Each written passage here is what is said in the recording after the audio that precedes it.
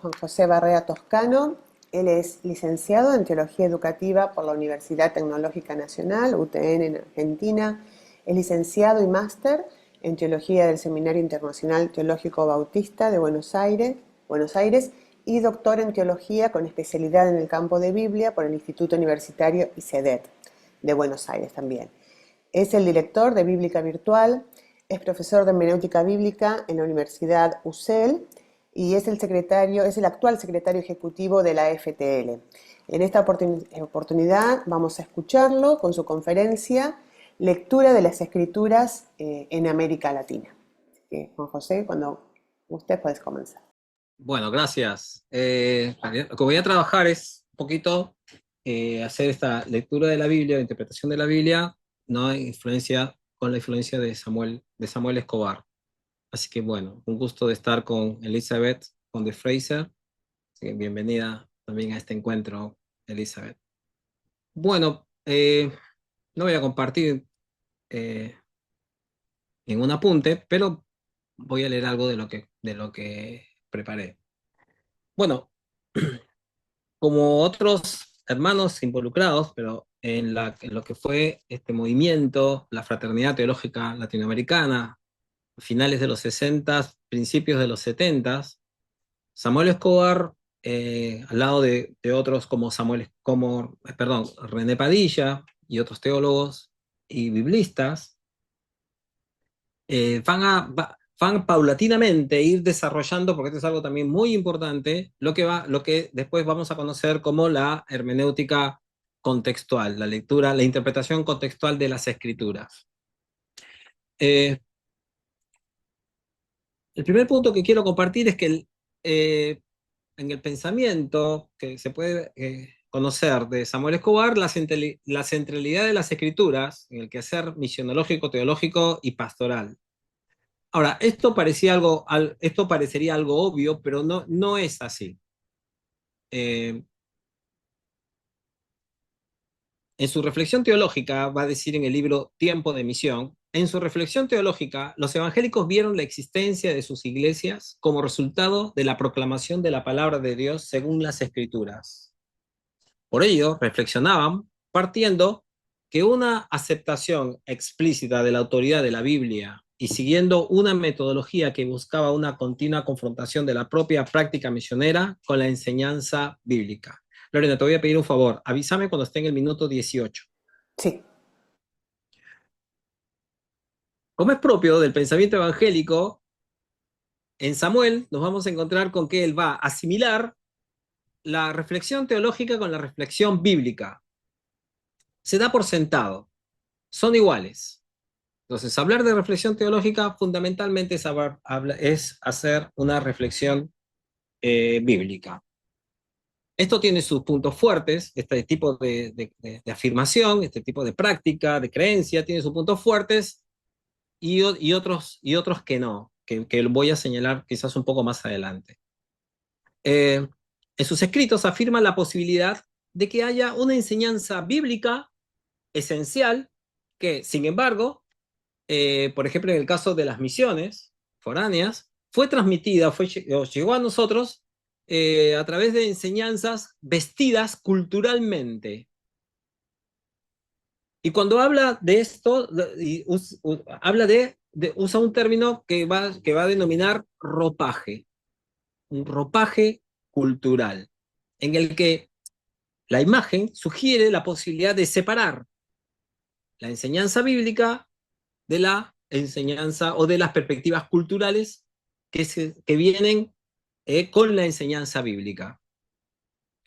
Él va a decir en el debate contemporáneo sobre la Biblia, su ponencia se va a titular justamente El contenido bíblico y el ropaje anglosajón en la teología latinoamericana. Bueno, uno de los aportes más importantes que va a hacer al respecto es precisamente señalar que el mensaje bíblico de parte de los misioneros norteamericanos e ingleses está atravesado, como todo mensaje y como el ser humano no puede no hacer, sin embargo, él no lo va a distinguir de esa manera, por perspectivas culturales de quienes los proclaman. Lo que sí nos va a ayudar es a advertir esto, de que ese mensaje recibido viene mediado por una cultura y por subjetividades, por personas que desde ciertas perspectivas, por sus experiencias, comunican el mensaje bíblico. Sin embargo, todavía en su vocabulario se encuentra esa idea de que, de que existe forma de hacer algún tipo de cirugía muy fina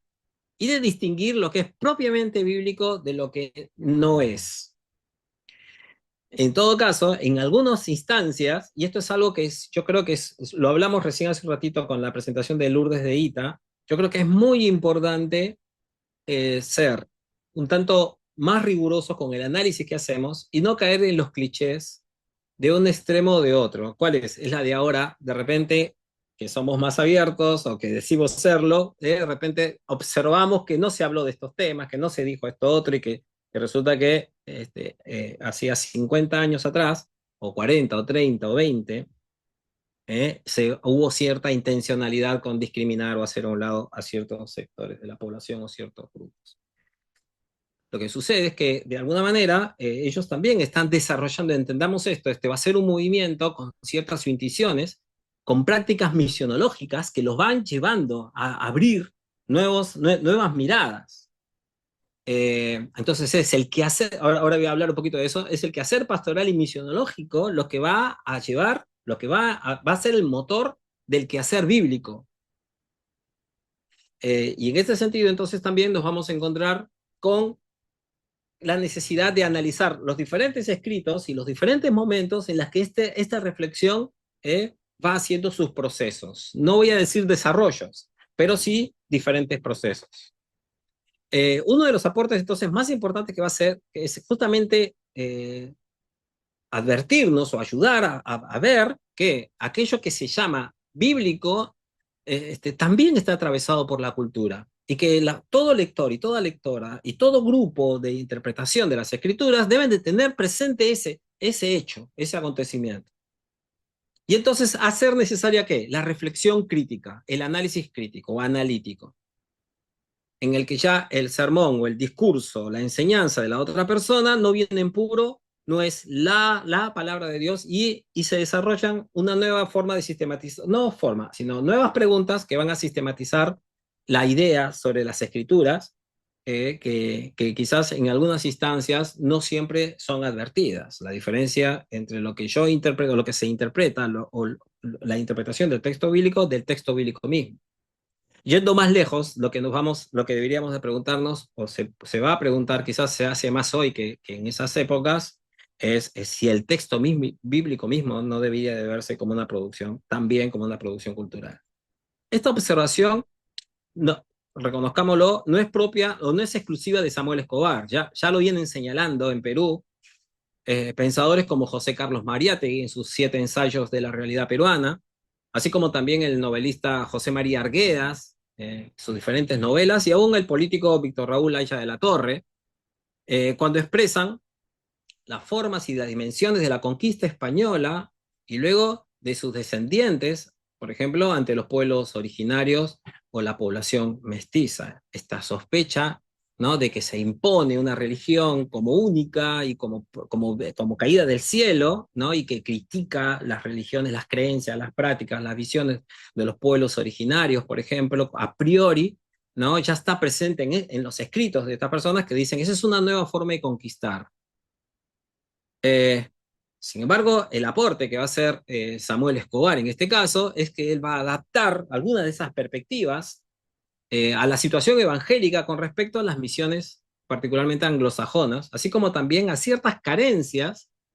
en la metodología del estudio bíblico literal que traen los misioneros y que tienen sus vetas positivistas y conductistas, ¿no?, que se expresan muy bien en los materiales de estudio, ¿no?, en ese llamado a obedecer, a creer, perdón, a hacer como sinónimos obedecer con creer, ¿no? Y en la que las metodologías de educación, bueno, no voy a meterme yo en este baile, eso lo van a tratar personas que trabajan mucho mejor el tema, pero en la que las metodologías de educación dentro de las iglesias también van a reproducir esos objetivos que traen consigo en el análisis bíblico y de la visión del análisis bíblico, que es básicamente la memorización, ¿no? La utilización del texto bíblico para legitimar ya creencias que ya se han asumido como fijas e irreductibles. Así que bueno, es desde la misión que Samuel va a encontrar la insuficiencia de la lectura. En algún escrito él muestra su preocupación trabajando con jóvenes evangélicos universitarios, en la que se encuentran en situaciones en las que cuando hay momentos de diálogo, en las que les hacen preguntas con relación a su fe, respecto a las problemáticas sociales, a la situación política, ¿no? A las situaciones de injusticia que se vive en la sociedad, los evangélicos no encuentran en su formación teológica, en su formación bíblica, respuestas. Y Samuel lo que va a tratar en sus escritos es que no solamente no hay respuestas, sino que tampoco tienen una metodología para hallarlas. Entonces, el vacío que tienen es realmente grande. Porque mientras que en los campos de estudios, ya sea abogacía, ciencias sociales, literatura, en diferentes áreas del conocimiento, en donde podrían desarrollar ciertas perspectivas y de hecho lo hacen, cuando se trata del análisis bíblico, hay como una especie de bloqueo. Es decir, mientras que uso cierta metodología para analizar la realidad, la literatura y otras puertas, cuando me encuentro con el texto bíblico, disocio todo ese tipo de conocimiento y ahora me aproximo al texto bíblico muchas veces con perspectivas, como dije hace un ratito, que están muy alienadas de la realidad, no solamente actual, sino de aquella que el texto bíblico mismo presenta por ejemplo, en sus relatos. Entonces, ¿qué va a hacer Samuel? La preocupación que tiene, misionológica y pastoral, lo lleva a hacer preguntas nuevamente al texto y a repensar el texto bíblico si en ella no hay también una serie de datos, y este quizás va a ser un punto fuerte, y quizás también la limitante que vamos a encontrar en esas metodologías, es que básicamente lo que buscan es datos, ¿no? Datos que enriquezcan y que den respuestas a preguntas actuales. ¿Qué dice la Biblia sobre las mujeres, sobre los indígenas, sobre la esclavitud, sobre el hambre, sobre la explotación?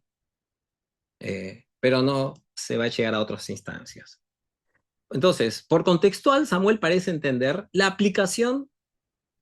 y esto va muy de acorde a la idea de misión integral de aquellas épocas, y quizás algunos todavía la conservan hoy, pero bueno, esta es mi observación. Por contextual, Samuel parece entender la aplicación de las enseñanzas bíblicas, de las esenciales, ¿me entiende?, al contexto latinoamericano.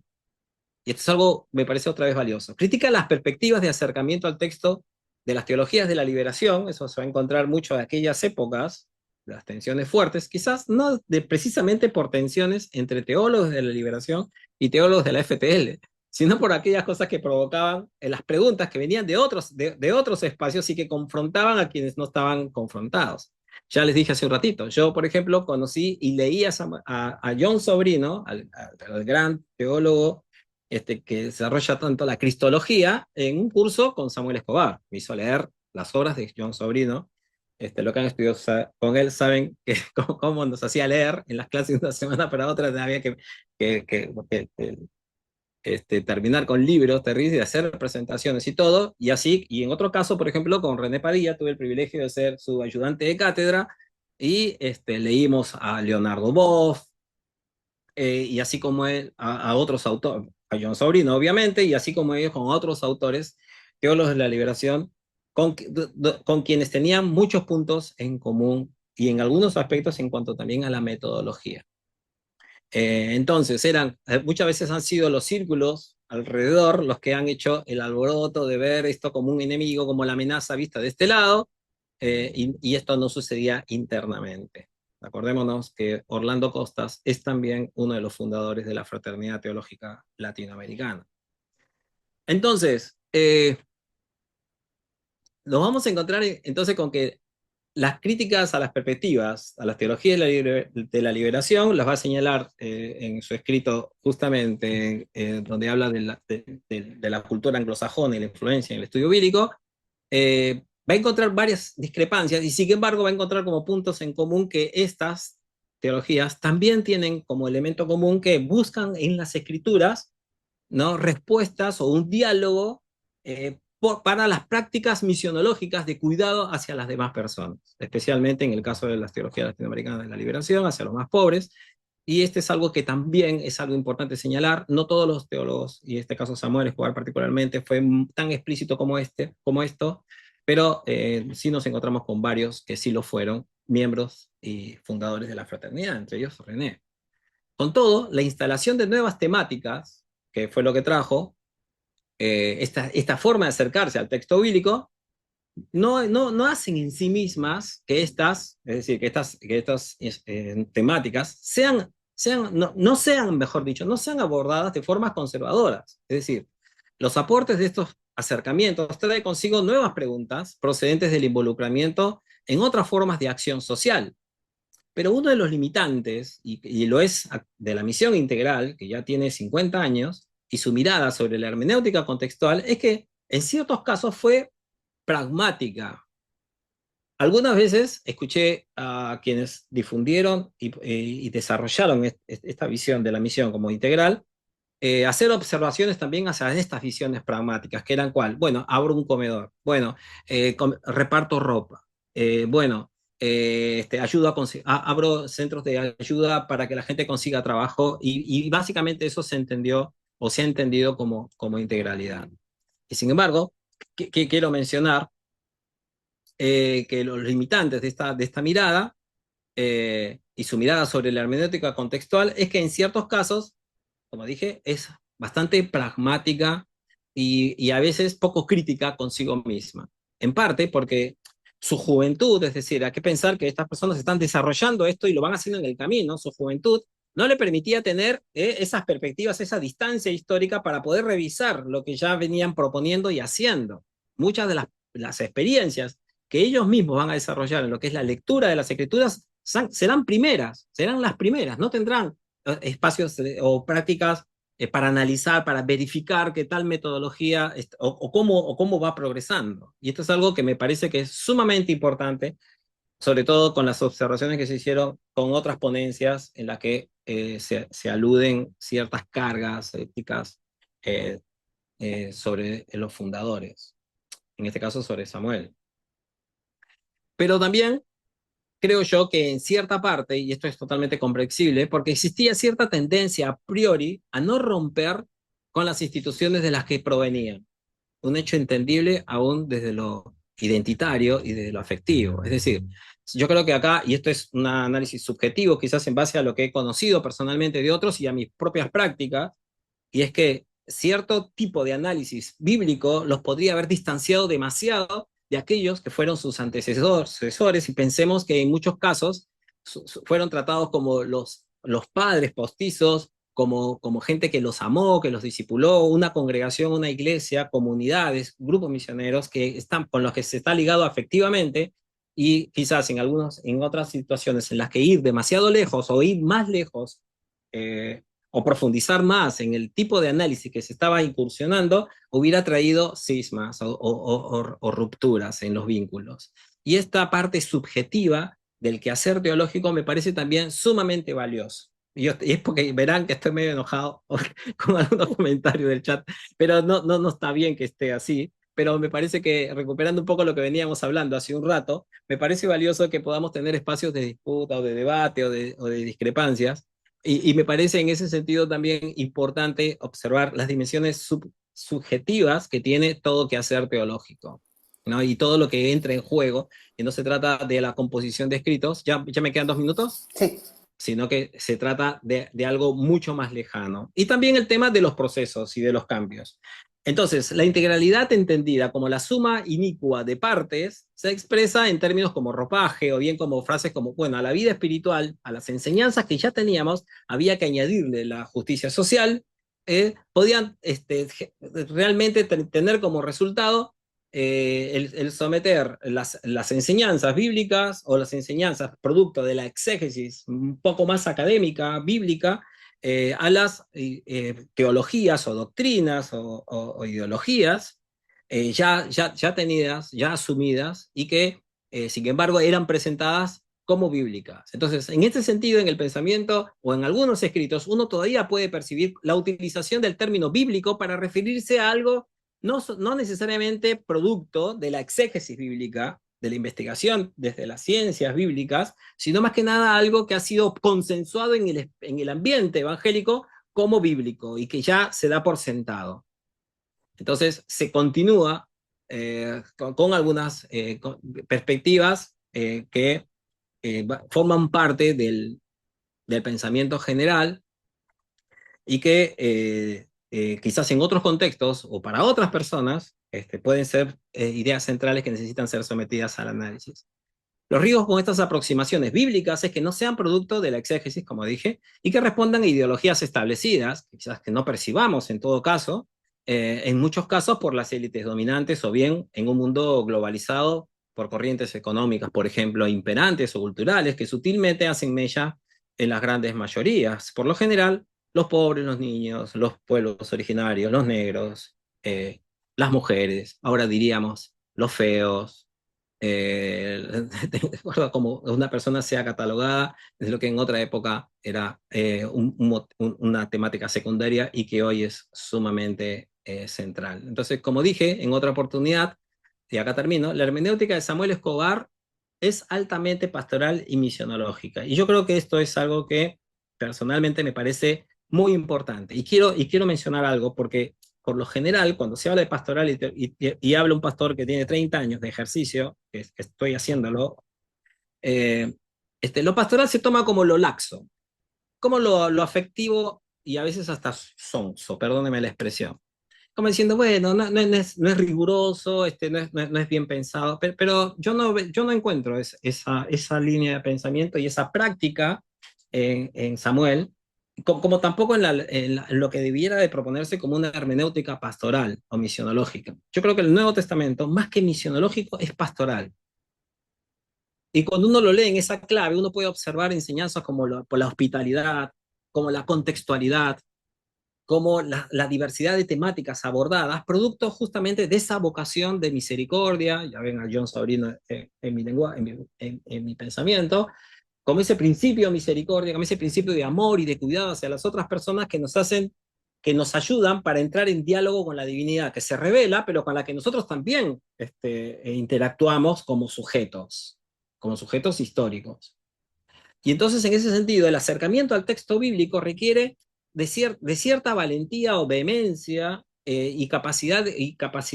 y acuerdos sociales, estructurales, para poder romper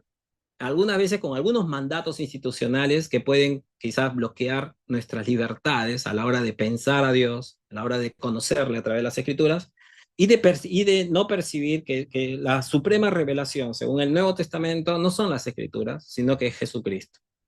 que no está circunscripta a las escrituras, sino que hoy todavía camina con nosotros, y que según el Nuevo Testamento se da a conocer también desde el seguimiento. Entonces, quizás uno de los limitantes que hemos tenido al hacer el símil entre interpretación, entre teología y teología bíblica, es que hemos perdido otros espacios de diálogo, de aprendizaje y aún de diálogo interreligioso, de diálogo con personas que no se confiesan religiosas, pero con las que podemos encontrar en común muchos elementos para una sana convivencia, por ejemplo.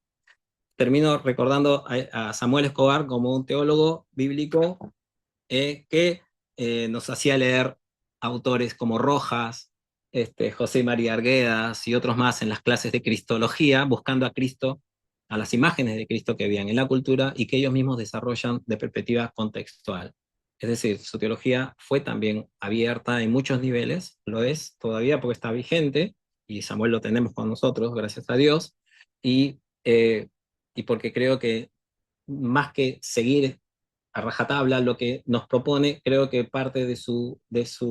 legado es que sigamos transitando los caminos que nos enseñaron y que nos compartió como posibles rutas de comprensión de las escrituras.